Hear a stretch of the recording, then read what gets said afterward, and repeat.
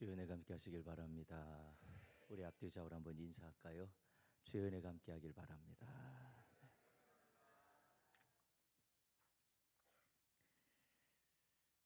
제가 어렸을 때 교회를 이렇게 다니면서 믿음 생활을 한다고 했는데, 그때 다녔던 믿음 생활을 생각해 보니까 그냥도 교회 다닐 수 있더라고요. 예수 안 믿고도 다닐 수 있더라고요. 예수 안 믿고도 기도할 수 있고, 예수 안 믿고도 열심히 성경도 읽을 수 있더라고요, 보니까. 근데 어느 날 참 은혜의 시간이었던 것 같아요. 그 시간을 잊을 수 없었는데, 은혜 받고 보니까 예수님을 인격적으로 내가 믿음으로 고백하고 보니까 내가 참 신앙생활을 엉망으로 했구나, 내가 믿음 생활을 참 잘못했구나, 이게 깨달아지더라고요. 그러면서 그때 깨달아진 것을 이제서 다시 내 믿음 생활을 이렇게 돌아보니까, 그리고 또 이 자리에서 목회를 하고 있다고 생각하는 이 현실을 생각해 보니까 나와 같은 성도를 만들면 안 되겠다. 과거에 예수 없이, 예수 안 믿고, 예수 안 믿어도 그냥 종교 생활하는 그런 성도 만들면 안 되겠다. 그런 아이들 그렇게 만들면 안 되겠다. 이런 생각이 너무 많이 들어요. 그러다 보니까 이걸 놓고 기도하게 되고 성도들을 돌아보게 되는데, 어떤 때는 이런 마음이 들어요. 조금만 더 한 걸음만 내딛면 되는데, 조금만 더 하나님께 나오면 되는데, 이런 마음들이 들 때가 있어요. 그 한 걸음을 떼는 게 너무 힘들어요. 그 한 걸음을 나아가는 게 너무 힘들어. 이유를 생각해 봤어요. 그 이유들을 이렇게 점검해 보니까 내가 주님보다 더 의지하고, 더 주님보다 더 좋아하고, 내가 주님보다 더 바라보는 것들이 내 삶에 너무 많이 있다는 거예요. 그걸 하나를 포기하기 시작하면 주님께 나아가는 것이 쉽고, 또 포기하기 시작하면 기도하는 일이 방해되지 않고, 또 포기하기 시작하면 내가 주님께로 가서 은혜 입는 것이 어렵지 않을 텐데, 이 포기하는 것을 너무 못하고 있다는 생각이 너무 많이 들었어요. 여러분들 지난 한 주간 동안 어떠셨어요? 우리가 사순절이 시작됐고, 사순절 첫 번째 주일인데, 지난 우리가 수요일 날은 우리가 성만찬식까지 했어요. 성만찬식 했다고 사순절이 은혜롭게 지내지는가? 그건 아닌 것 같아요. 사순절이 시작됐으니까 내가 더더욱 거룩해지고 내가 더 경건해야지 라고 하는 생각들이 저절로 생기십니까? 그렇지 않을 것 같아요. 믿음 생활하면서 내가 하나님의 은혜로 살고 있다는 것을 날마다 내가 점검을 하고, 내가 또 오늘도 이 문제를 가지고 내가 얼마나 주님을 의지하고 바라보고 살았는지, 이런 삶이 내게 계속 있지 않으면 내가 은혜로 살고 있는지 믿음으로 살고 있는지 우리가 확인할 수가 없어요. 그렇다고 스스로 그거를 점검했다고 거룩해지고 믿음이 좋아지는 건 절대 아닙니다. 우리들이 자꾸 예배의 자리로 나오고 말씀을 자꾸 들어야 되고 믿음으로 기도할 수 있는 은혜들이 자꾸 생겨야 돼요. 그거를 걸어서 신령한 생각이라고 하는데, 이 신령한 생각을 가지고 내가 믿음 생활을 잘하고 있는지 점검을 해야 됩니다. 그래서 고린도서는 그렇게 말합니다. 너희 자신을 시험해라. 너희가 믿음이 있는가 시험해라. 그러니까 믿음이 있는지 시험하라고 하는 것을 내가 시험 들었나 안 시험 들었나 그걸 생각하고 판단하고 그걸 점검하라는 게 아니라, 내가 믿음 생활을 진짜 지금 잘하고 있는지, 내가 정신 차려서 주님이 원하시고 기뻐하는, 주님이 원하시는 기뻐하는 믿음 생활하고 있는지, 이걸 점검하고 내가 믿음 생활하면서 다른 것 어떤 것 의지하고 바라보지 않고 나 주님은 충분합니다 라고 하는 그런 믿음으로 내가 살고 있는지, 이거 생각하라는 건데, 여러분들 어떠십니까? 한 주간 살아오시면서 정말 그런 마음들이 저절로 들고 그러셨는지요? 혹은 더 나아가서 내가 주님의 은혜로 살고 있구나, 점검될 만큼, 판단되어질 만큼 주님의 은혜 때문에 행복해서 이로 형언할 수 없을 만큼의 기쁨으로 살았는지. 여기 보니까 학생도 있고 또 우리 어른들도 있지만 우리 모든 삶의 자리에서 어떠셨는지요? 직장 생활하면서 학교 다니면서 우리가 주님이면 충분할 만큼 믿음 생활을 우리가 얼마나 하고 있었던지요. 우리 종민이가 학교 갔다 오더니 기부스를 하고 왔어요. 너 왜 그랬냐 그랬더니 뭐 2주 후면 이제 기부스도 풀립니다. 종민이가 거기 학교 가서 열심히 학교 생활하러 갔는데 차가 발을 밟고 지나갔다는 거예요. 이제 보니까 완전 기부스는 아니고 반 기부스 정도 한 것 같은데 얼마나 놀랬을까 싶어요.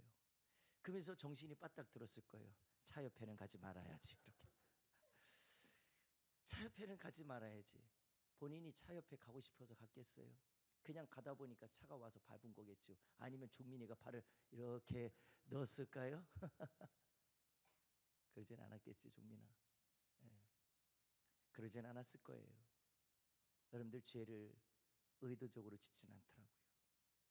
하나님 말씀대로 산다고 했는데 어느 순간에 가보니까 죄의 자리에 가 있고, 나도 모르게 누군가가 죄의 유혹을 줘서 그 사단의 권세가 죄의 유혹을 만들어서 우리를 사정없이 미혹되게 만들고 죄를 짓게 하는 경우도 많더라고요.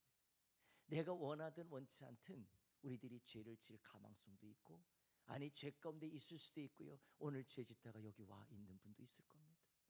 그러나 저는 간절히 부탁하고 또 소망하고 간절히 간구하는 것은, 오늘도 세상에서 절망하고 또 죄진 것 때문에 죄책감 때문에 주님 의지하지 못하고 절망에 있지 말고 오늘 어떻게 하든지 간에 주님 앞에 나오시고 말씀을 들으시고 오늘 예수 그리스도께서 우리 가운데 행하신 그 찢기시고 흘리신 보혈의 권세와 육신의 이 엄청난 고통과 아픔을 담당하신 이유는 저 여러분들의 죄를 사하시고 이 은혜를 주셔서 하나님 자녀가 되게 하시고 영원한 천국의 영생을 주시려고 이 은혜를 주셨으니 우리 주의 은혜로 사는 저와 여러분들이 되길 주의 이름 축복합니다.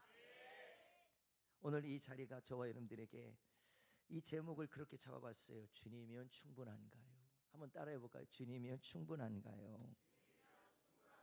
그러면 우리는 대답을 이렇게 해야 돼요. 주님이면. 한 박자 쉬고 나가는 거 보니까 쉴 만큼, 한 박자 쉴 만큼 뭔가 아쉬운 게 많이 있는 것 같아요. 여러분들 정말 주님이면 충분할까요?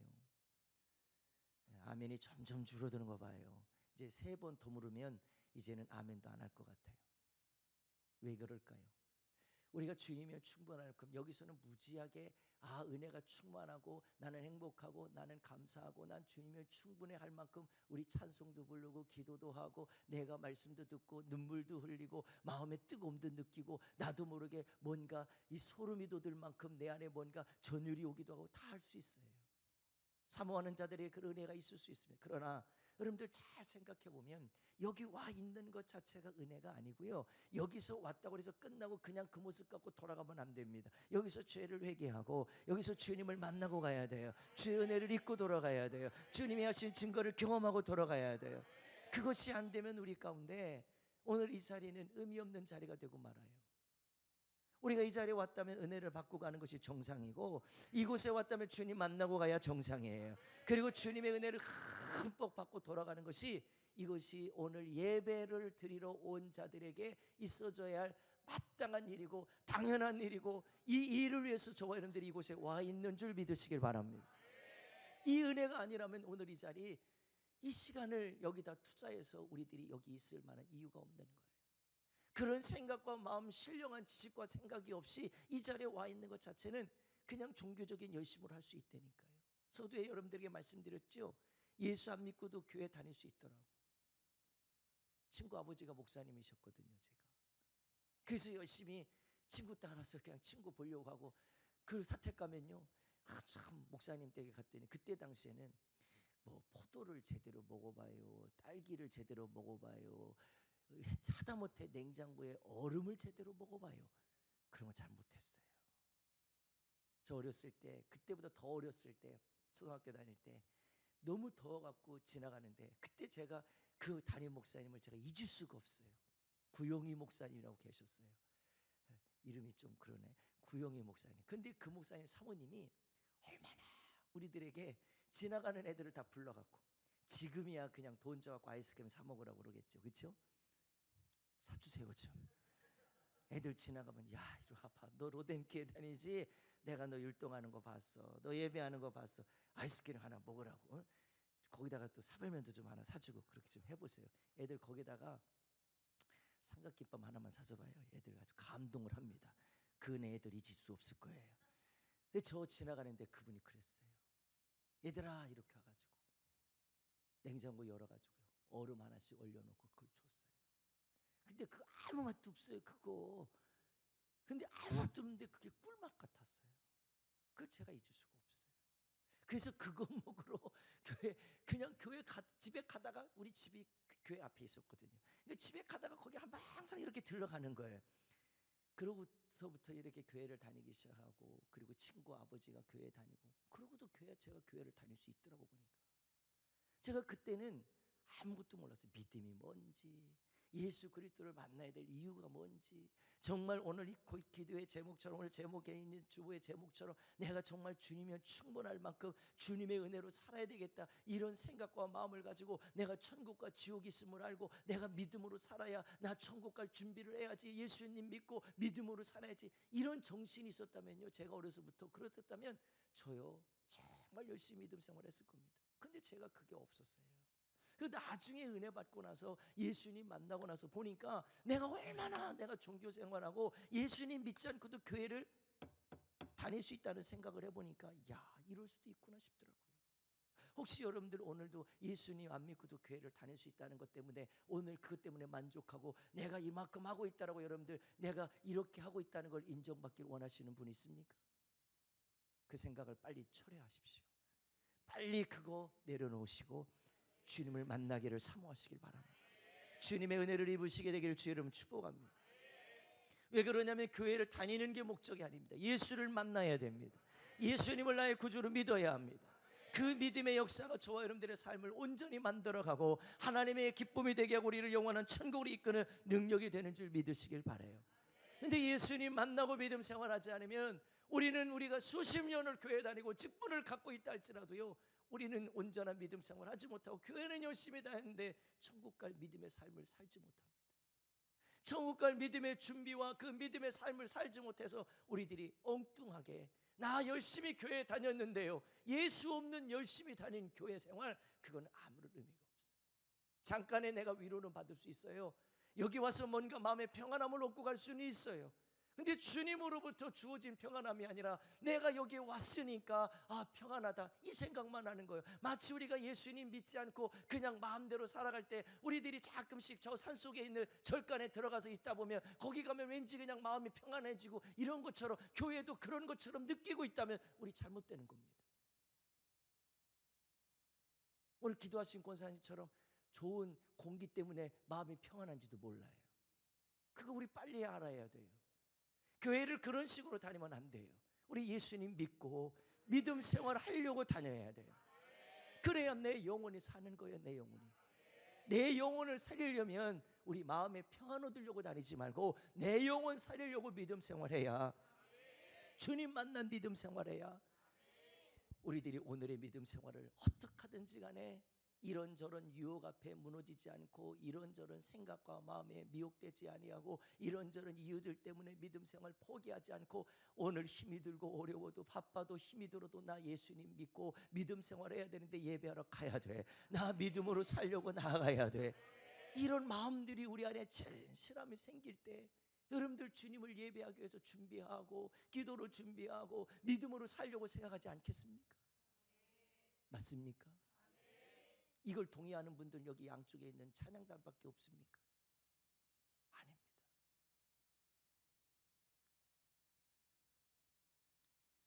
그리스도 때문에 오늘 사도 바울은 그랬어요. 내가 예수님 믿는 이유는, 내가 오늘도 그리스도의 은혜 때문에 사는 이유는 내 안에 그 주님이 함께 하셨을 뿐만 아니라 내가 주님을 만났다는 사실 앞에 너무 감사했다. 저는 사도 바울의 고백을 보면서 우리 빌립보서를 지금 강의하고 있는데 참 놀라운 게 있어요. 사도 바울이 무슨 얘기를 하냐면 나는 세상의 모든 것들을 해로 여긴다는 거예요. 그 해로 여긴다는 생각을 해보니까 그 해로 여긴다는 게 뭐냐면 예수님을 믿고 나니까 내가 여지까지 의지하고 바라보고 판단하고 내게 힘이 되고 능력이라고 믿고 있었던 그런 것들이 다 해로 여겨진다는 거예요. 쓸모없는 것이 되고 만다는 거예요. 제가 생각을 해봤어요. 그거 생각하고 사도 바울이 쓸모없는 것들을 생각해 보니까요, 오늘 여기 이런 말을 했어요. 5절부터 보니까 뭐라고 그러냐면 나는 8일 만에 할례를 받고 이스라엘의 족속이요 베냐민 지파요 히브리인 중에 히브리인이요 율법으로는 바리새인이요 열심으로는 교회를 박해하고 율법의 의로는 흠이 없는 자라. 아멘. 그런데 여기에서 말하는 게 뭐냐면 7절에 그랬어요. 그러나 무엇인지 내게 유익하던 것을, 자기가 지금까지 살아오면서 예수님 만나기 전에는 이것이 내가 신앙생활하고 하나님을 믿는 것에 있어 유익이라는 걸 알았다는 거예요. 이것이 내게 얼마나 도움이 되고 얼마나 많은 사람에게 인정받고 내가 이렇게 의미 없을 만큼 의로운 자라는 걸 증명해주는 그런 사건들이었고 그런 근거였고 자기가 이런 삶을 살아가고 있는 자라는 사실을 보여주는 증거였다는 거예요. 그런데 왜 사도 바울이 이것을 유익하던 것을 내가 그리스도를 위하여 다 해로 여길까? 내가 주님의 뜻대로 살려고 하다 보니까 이것들이 얼마나 나에게 방해가 되고 얼마나 내 삶에 믿음으로 살아가는데 방해꾼이 되는지 그걸 깨닫고 나니까 주님 만나는 게 최고의 행복이고 주님 만나는 게 최고의 능력이고 주님 만나는 게 최고의 권세라는 거예요. 그러고 나서 주님 만나고 나서 이 세상에서 어떤 것도 기쁨이 없고 내게 능력 주시는 자에서 내가 모든 것을 살 수 있을 만큼 주님이 충분한 인생을 살고 있는 거예요. 그러면서 그걸 해로 여겼다고 하는 것을 생각해 보니까 얼마나 그 삶을 살았던 것이 내가 어리석었던지.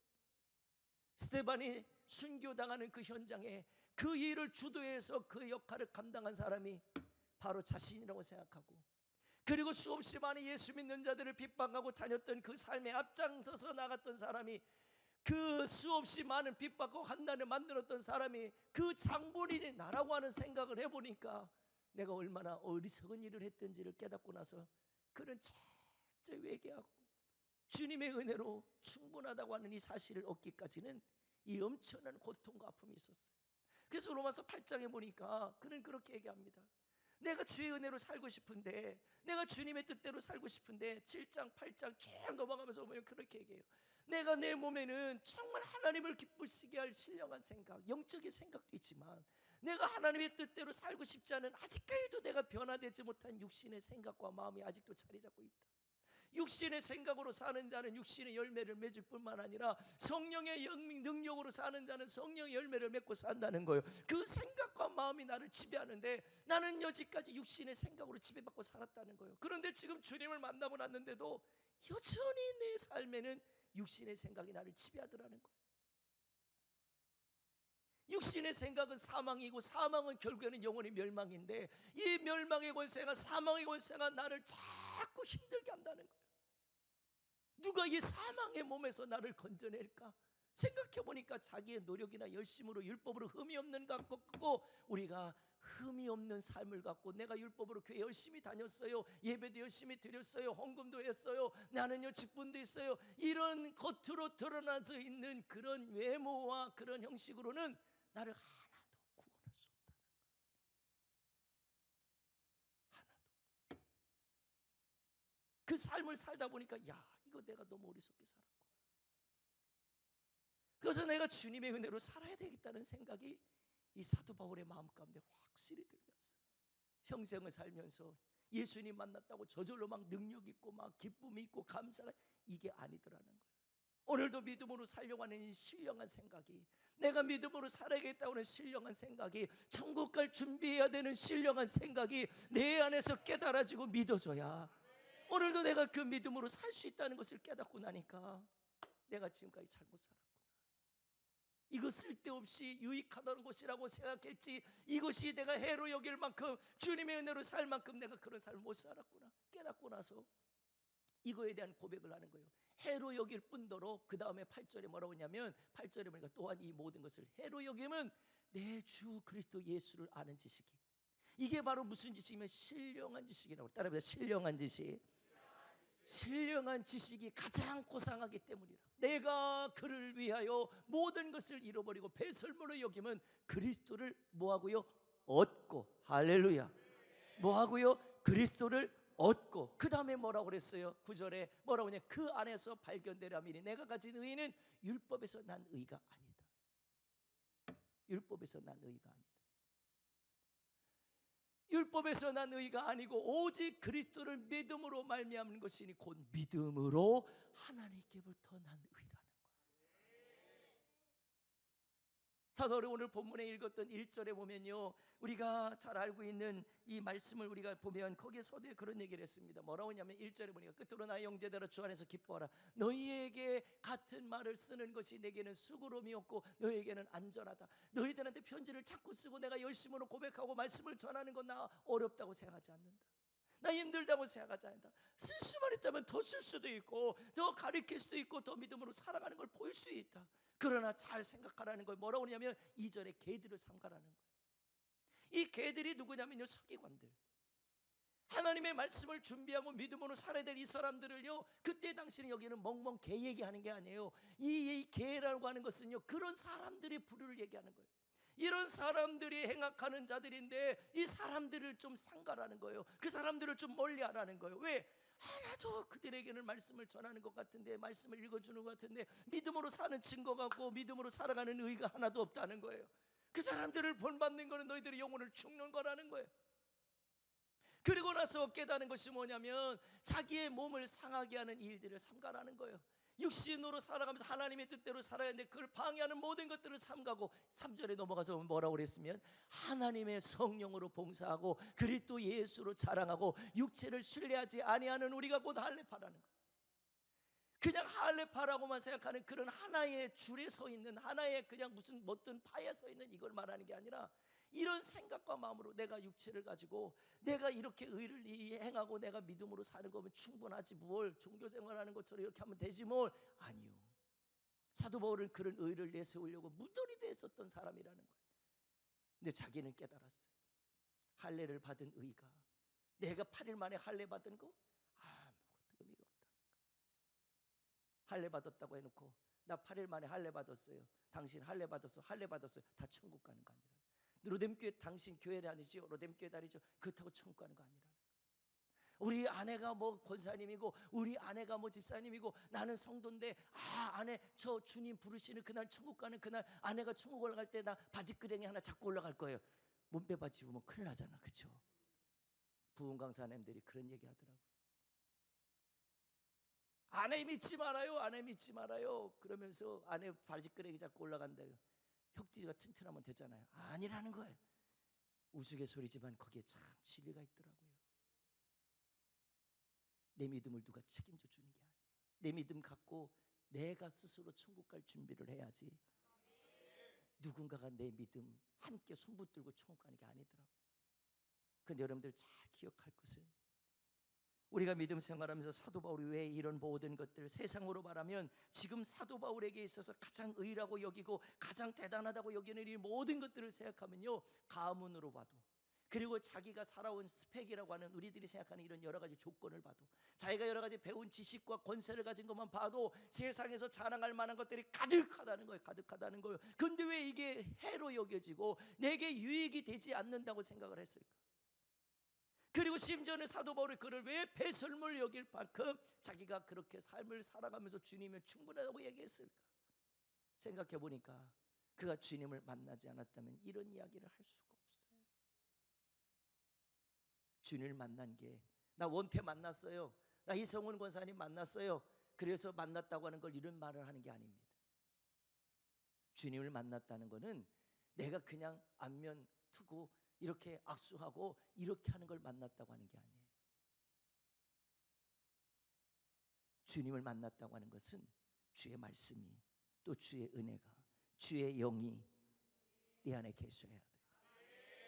그래서 내 안에 주님으로 모시고 주인으로 모시고 주님이 나를 통치하도록 성령이 나를 통치해서 내가 그렇게 살아가는 믿음의 삶이 돼야 돼요. 그랬을 때 비로소 주님이 충분하다는 이야기가 나오고, 그러면서 뭐라고 그럽니까? 나 주님 만났다는 거예요. 나 주님 만났다는 거예요. 우리가 마태복음 16장에 사도 바울이 베드로가 그런 얘기를 했잖아요. 예수님 물었어요. 얘들아, 너희들 나를 따라다니고 열심히 하는데 너희들은 나를 누구라고 생각하냐? 제자들에게 물었어요. 이들이 제자들이 막 선지자입니다, 뭐 이런저런 얘기합니다, 무슨 엘리야니 그러면서 별 얘기 다 합니다. 그런데 주님 앞에서 정말 주님이 듣기를 원하는 소리는 그 소리가 아닌데, 그 소리를 듣고 싶은 것이 아닌데, 그 순간에 베드로가 딱 얘기를 하는 거예요. 주는 그리스도시요 살아계신 하나님의 아들입니다. 이 한마디를 듣는 순간에 주님의 마음이 감동이 나셨어요. 너무 행복하신 거예요. 그 고백을 드리고 났을 때 베드로의 마음이 으쓱해졌는데, 바로 그 얘기가 끝나고서 네가 이 열쇠를 준다. 네가 하늘에서 열면 풀고 땅에서 풀면 풀려질 것이다. 네가 하늘에서 메인 거 내가 메인 거 풀어줄 것이고 그러면서 다 하나님이 천국에 대한 엄청난 능력과 권세를, 천국을 열 수 있는 길을 열어줘요. 그게 뭐예요? 바로 예수 그리스도잖아요. 그 열쇠가 바로 예수 그리스도예요. 근데 그 예수 그리스도를 말하면서 그가 했을 때, 그가 순간적으로 닥쳐오는 그런 생각과 마음에 미혹되니까 그 말을 한 것은 순식간이지만, 그 순식간에 또 어떤 일이 일어나면, 너 사단아, 베드로 보고 사단이라고 그래. 그러면서 우리들의 마음속에 잘못된 생각과 마음으로 우리가 순식간에 은혜 받았다가도 교만해지고 완악해지고 악한 생각을 품은 거에 대해서 바로 주님이 지적을 해주잖아요. 저는 그 말씀을 보면서 그 생각이 들었어요. 우리도 예수님 믿는다고 다 할 수 있어요. 근데 예수님 믿는다고 하면서 주님이 말씀하신 대로 얼마나 우리가 살려고 하는지를 점검해 봐야 됩니다. 10분 때문에 마지못해서 교회 다니는 게 아니라, 나 정말 주님의 은혜 아니면 난 살아갈 수가 없어. 나 주님의 사랑 아니면 나 살아갈 수가 없어. 그분이 흘리신 보혈의 권세로 내 죄를 씻고, 그분이 찢기신 그 살로 인해서 우리들의 모든 육체의 권세와 악함과 더러움과 죄의 권세들이 찢어지고, 다 우리 가운데 내가 아무리 찢어도 죄를 해결할 수 없었다는 거, 주님이 찢어주시고 피 흘려서 우리 죄를 사해 주신 거, 이것을 믿는 믿음이, 이것을 의지하고 살아가는 그 삶이 내게 은혜가 되고, 그 비로소 주님을 만났다고 하는 믿음의 증거를 가지고 내가 주님 만났습니다, 내가 주의 사랑을 입었습니다, 이 믿음으로 고백했을 때, 이 믿음이 주님이 내 안에 계시고 내가 주 안에 계시고 내가 주 안에 있고, 그러면 모든 열매를 맺어서 주님이 원하시는 기쁨의 삶을 살 수 있다고 하는 사실을, 우리 그거 암송하는 말씀이 아니라 믿어지는 말씀이 되고 이루어지는 말씀이 돼야, 오늘 믿음으로 사는 것을 내가 스스로 잘하고 있다고 하는 것을 자부하라는 얘기가 아니라, 두렵고 떨림으로 구원을 이룰 만큼 오늘 주님의 은혜 때문에 내가 살고 있구나, 내가 주님의 사랑 때문에 살고 있구나, 이런 믿음의 고백이 저와 여러분들의 믿음의 고백이 돼서 은혜 안에 또 능력 안에 살아가게 될 줄 믿으시길 바랍니다. 예수님을 보면서도 진정으로 그리스도이심을 몰랐던 제자들이 그 사실을 모르니까 예수님을 따라다니다가 마지막 예수님이 십자가에 돌아가실 때 다 떠나고 말잖아요. 우리는 주님을 떠났다는 이야기를 생각해 보니까, 언제 떠났는지 보니까요, 핍박이 있을 때, 환난이 올 때, 고통이 올 때, 그때 주님을 떠나더라고요. 여기서는 우리가 주님이 충분하다고 이야기할 수 있어요. 오히려 그렇게 혹이라도 여러분들 주보에다가 주님이면 충분합니다 한 번쯤 써볼 수도 있어요. 그리고 여러분들이 문구를 읽어보고요, 한번 생각할 수 있어요. 그리고 그런 주제를 갖고 오늘 말씀을 들을 수도 있어요. 근데 여러분들 잘 생각해 보세요. 여러분들에게 조금이라도 환난이 온다고 생각해 봐요. 예수님을 부인할 만한 그런 일들이 생긴다고 생각해 봐요. 그리고 내가 믿음을 지킬 수 없는 상황이 온다고 생각을 해봐요. 그러면 여러분들 그때도 주님의 충분하다고 생각할까요? 우리 학생들에게 시험을 보는데 그 시험을 보는 장소에서 어저께 공부는 했는데 이게 1번인지 3번인지 확신이 안 서는 거예요. 근데 바로 손만 내리면 가방 속에 공부한 흔적이 있는데, 그 살짝만 보면 답이 정확하게 1번인지 3번인지 나올 것 같은데, 유혹을 받아서 거기서 주님이면 충분합니다, 기도하면서 시험을 보기 시작했는데 자꾸 미혹이 생겨요. 그래서 슬쩍 보내서 봤다면 주님은 충분한 자가 아니잖아요. 여러분들에게 이런 도덕 윤리를 가르치려고 제가 주님이 충분하다고 이야기하는 게 아닙니다. 요즘 조금 경제적으로 힘든다고, 요즘 조금 여러 가지 믿음 생활하면서 낙심해 있다고, 낙심해 달 이유들을 누군가 시켜서 한 것도 아니고 내가 절망하고 포기하고 내가 시험 들고 낙심했을 뿐인데, 그런 순간에도 내가 주님의 충분할 만큼 믿음의 고백이 얼마나 생기십니까? 우리 그런 믿음 생활하려고 지금까지 예수 믿은 거 아닙니까? 나 그런 믿음 생활 해야 된다고 생각해서 지금까지 살아온 거 아닙니까? 그래서 술자리도 안 가고, 누군가가 놀러 갈 때 그래도 더 믿음으로 살아보려고 말씀도 읽어보고 더 믿음으로 살아보려고 기도도 한 거 아닙니까? 그런 순간마다 주님과 함께 한다는 느낌 때문에, 그 은혜 때문에 감사해서 주님 맞아요, 나 주님의 은혜로 살고 싶어서 지금 어떤 죄의 자리도 가지 않고 다 믿음으로 이겨내려고 지금 하고 있어요. 주님 이 믿음 변치 않게 도와주세요. 여러분들 그런 믿음의 기도와 그런 마음을 갖고 살아갈 때 여러분들의 마음속에 확신되어지는 것이 그냥 저기 산속에 갔을 때 느껴지는 평안함입니까? 그 수없이 환난과 고통과 아픔이 있을 때, 그런 견딜 수 없는 신음하는 소리가 있을 때, 누구도 알아줄 수 없는 그런 밤마다 울어가는 괴로움이 있을 때, 그 순간에 느껴지는 주님이 함께해서 주님의 위로와 주님의 사랑으로 느껴지는 그런 평안함하고 산속의 절간에 들어가서 느끼는 평안함하고 그게 어떻게 같아요? 그게 같을 수가 없어요. 어떻게 주님이면 충분하다는 그 생각이 밥 한 끼 먹는 것보다도 못합니까? 주님이면 충분하다고 하는 생각이 여행하는 것보다도 못합니까? 주님이면 충분하다고 하는 생각과 마음들이 우리 안에 얼마나 내 삶을 이끌고 가고 있다면, 여러분들 어떤 미혹 앞에서도, 어떤 어려움 앞에서도, 어떤 타협과 합리화해야 될 그런 정당화시켜가는 그런 순간 앞에서도 남들 다 99명이 아니라고 얘기해도 주님이면 충분하다고 하는 사람, 그 한 사람은, 한 사람이라도 주님이면 충분하다고 하는 사람은 예라고 대답할 수 있을 때 그 사람이 진짜 믿음의 사람 아니겠어요? 핸드폰에다가 뭐 여러분들 뭐 여기는 뭐 땡땡땡 뭐 이런 거 안 해도 되죠. 뭐 카카오톡이든 아니면 페이스북이든 여러분들 그런 데다가 여러분들 뭐 주님 뭐 사랑 이런 얘기 써놓는다고 여러분들 믿음 좋은 게 아니고, 내가 주님의 은혜로 살려고 하는 그 정신, 그 신령한 지식, 신령한 마음들, 이것이 내 안에 있어야 지금도 예배 드리고 말씀 드리면서 잠을 깨워서 말씀을 듣고 믿음으로 할 수 있는 거예요. 황금 같은 이 시간에 졸려고 올 이유가 뭐가 있겠어요? 여러분들의 영혼을 책임지는 목사가 아니라면 여기 와서 그래도 교회 와서 주니까 다행이다, 저 그런 거에 위로받고 싶지 않아요. 그런 거에 위로받고 싶지 않다. 여기 오늘 한번 와줬다고 여러분들 그것 때문에 목사가 위로받는 게 아니에요. 저를 위해서 여러분들 믿음 생활하지 마세요. 저 때문에 믿음 생활하지 마시고 내 영혼을 위해서 믿음 생활하세요. 내 믿음 생활을 위해서 내가 믿음 생활을 해야 합니다. 그래야 말씀 들으러 교회 가고, 그래야 예배 드리러 교회 갈 수 있는 거예요. 누구 때문에 마지못해서 교회 가주는 그런 생활은 절대 하지 마세요.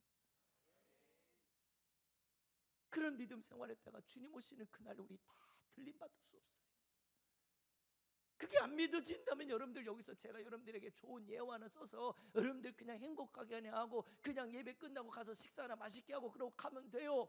저 그럴 수 없어요. 제가 목회자의 양심으로도 그럴 수 없지만 주님 만난 자로서 제가 그렇게 할 수가 없어요. 제가 우리 믿음 생활을 누구 좋아 보이게 하려고 믿음 생활 마지못해서 해주는 그런 생활이 아니라, 내 안에 주님, 나를 오늘도 사랑하시고 내게 은혜 주시는 주님, 그 믿음으로 내가 살기를 원합니다.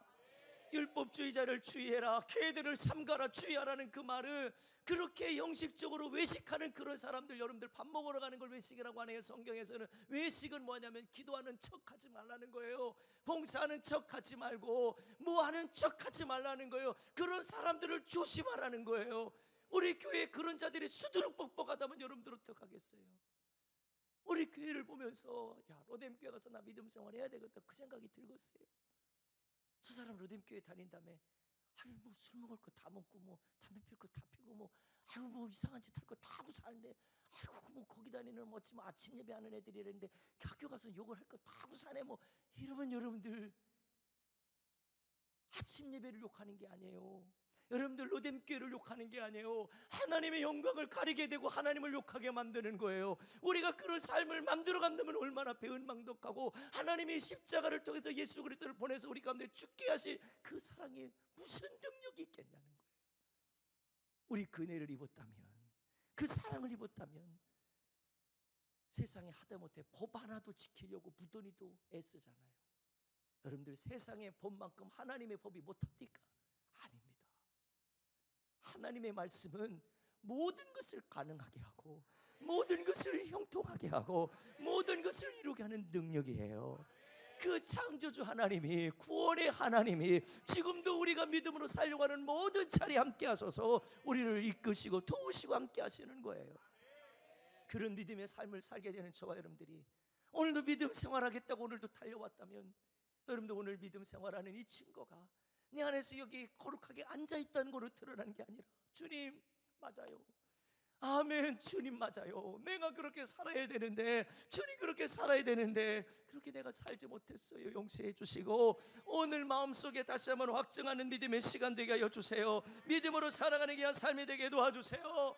이런 은혜들이 우리 안에 있기를 주의 이름으로 간절히 축복합니다. 아멘.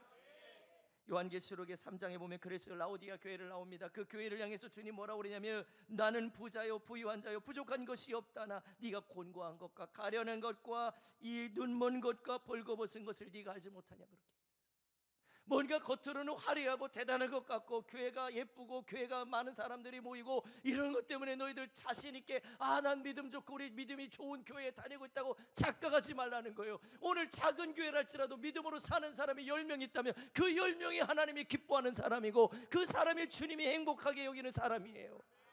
1000명이 모여서 믿음 생활 엉망으로 하고 주님 없이 살아간다면 그 1000명이 모인 교회는 종교인들밖에 안 되는 거예요. 저는 여기 있는 로뎀교회 모든 자녀들 우리 성도들이 종교인 되지 말고 믿음의 사람 되셔서 정말 주님 앞에 믿음으로 사셔서 그 능력 있는 삶을 사셔서 이 마지막 시대에 정말 사도 바울이 왜 그렇게 유익하게 여겼던 모든 것들을 배설물로 여기고 그런 모든 것들을 다 내려놓고 살 수밖에 없었을까 생각해 보니까 주님 때문이더라는 거예요. 주님 만나서 그 은혜를 알고 보니까 자기가 핍박을 받고 매를 맞고 내가 감옥에 갇히고 억울한 누명을 쓰고 배고픔을 당하고 죽음을 당할 일을 경험했다 할지라도 나 주님이면 충분하다. 이유가 있었어요. 주님 만나고 나니까 자기가 율법을 잘 지켜서 하나님 나라의 영광을 볼 수 있을 줄 알았던데 흠이 없으면 그렇게 될 줄 알고 그 율법을 열심히 살면 그렇게 될 줄 알았던데 주님 만나고 노니까 보이지 않던 것들이 보이기 시작해요. 그 영광의 나라가 보이기 시작하고 영적인 세계가 보이기 시작하고 깨달아지기 시작하고 어둠의 영들이 깨달아지기 시작하고 그걸 놓고서 믿음으로 사는 역사들이 나타나기 시작하니까 이 모든 것 붙들고 내가 의로운 척하고 살았던 이것이 얼마나 어리석은지를 깨닫고 철저히 배설물을 여기고 나 이제 주님이면 충분합니다. 나 이제 주님이면 충분합니다.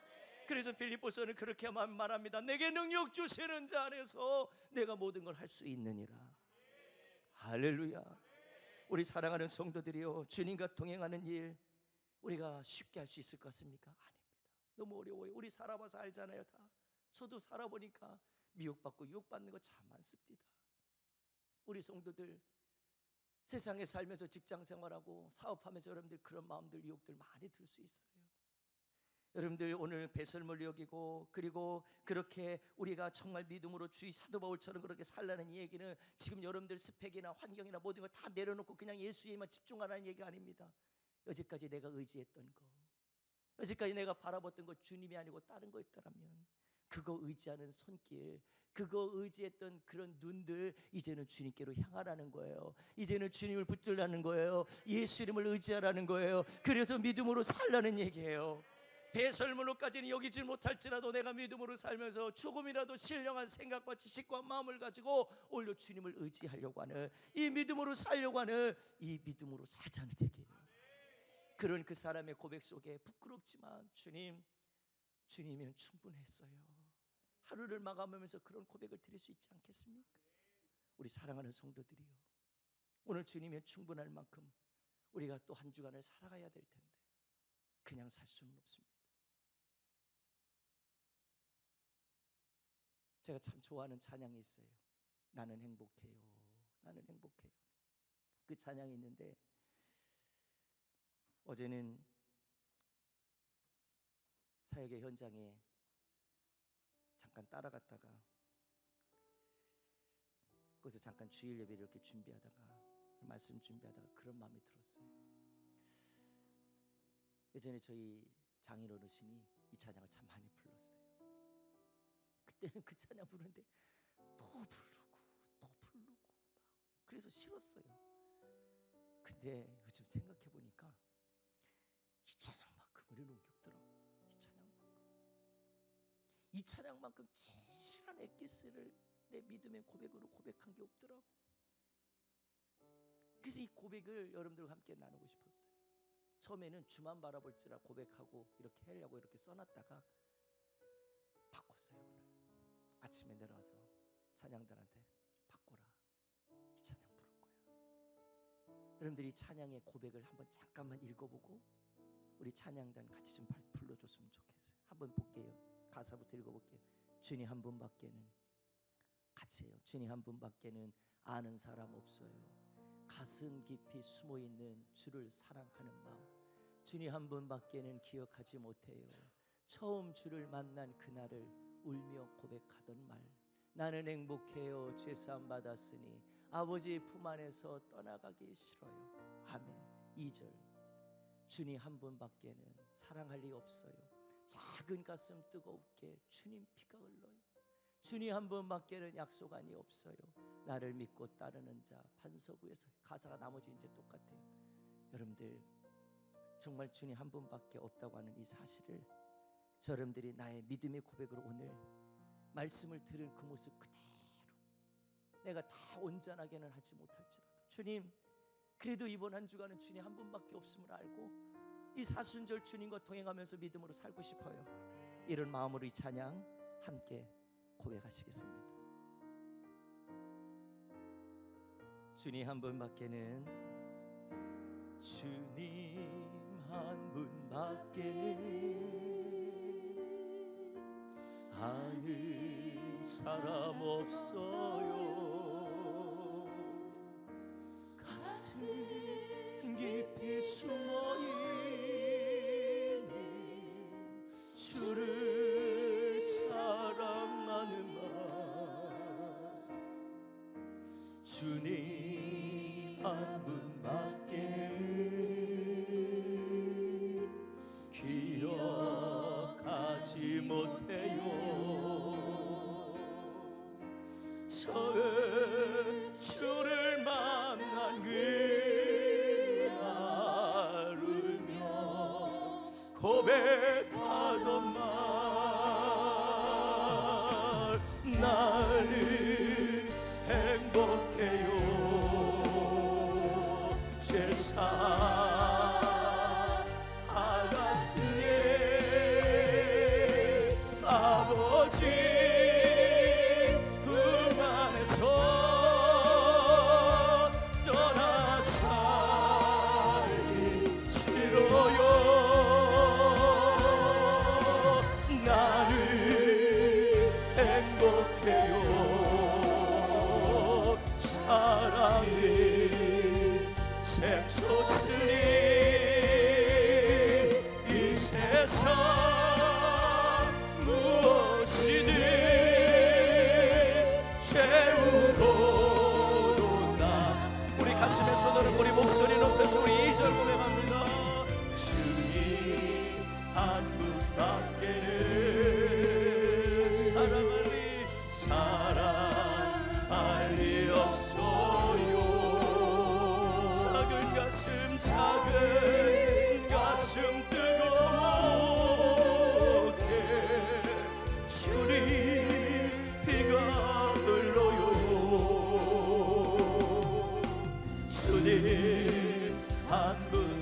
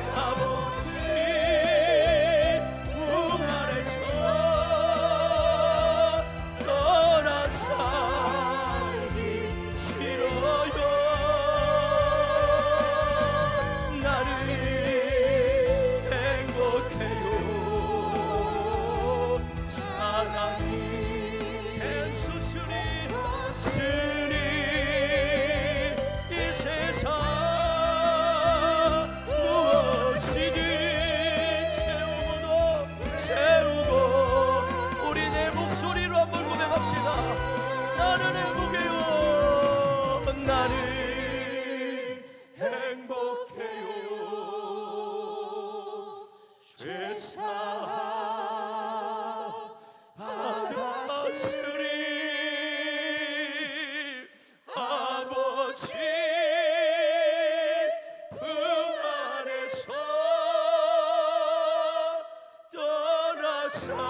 떠나서니 싫어요. 나는 행복해요. 사랑이 샘솟으니 이 세상 무엇이든 채우고도 채우고 우리 주님의 충분합니다. 이 세상 무엇이든 이 세상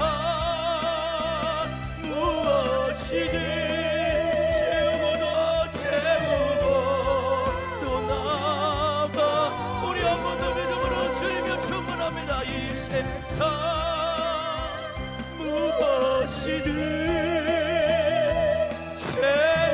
채우고도 남아요.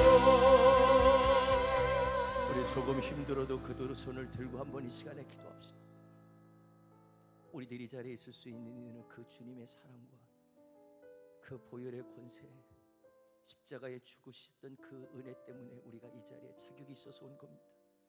우리는 다 똑같은 죄인입니다. 부끄러운 죄인입니다. 숨겼지만 주님 앞엔 숨겨질 수 없는 죄인입니다. 그럼 오늘도 주님의 은혜 때문에 이 자리에 와서 그 담력을 얻어서 성수와 지성소의 휘장을 찢으시고 우리 가운데 주님 앞에 나아갈 담력을 주셔서 그 예수의 이름으로 보혈의 권세로 우리의 모든 죄를 씻어주시고 우리 가운데 은혜를 주셨습니다. 주님의 은혜가 헛되지 않게 해주시고 주의 은혜로 살아가는 믿음 생활 되게 하시고 이 은혜를 잃어버리는 자가 되지 말게 해주시고 어떤 미혹과 어떤 유혹 앞에도 주님이 충분합니다. 나는 행복합니다. 이 진정한 믿음으로 살게 도와주세요. 우리 주여 세 번을 가만 기도합니다. 주여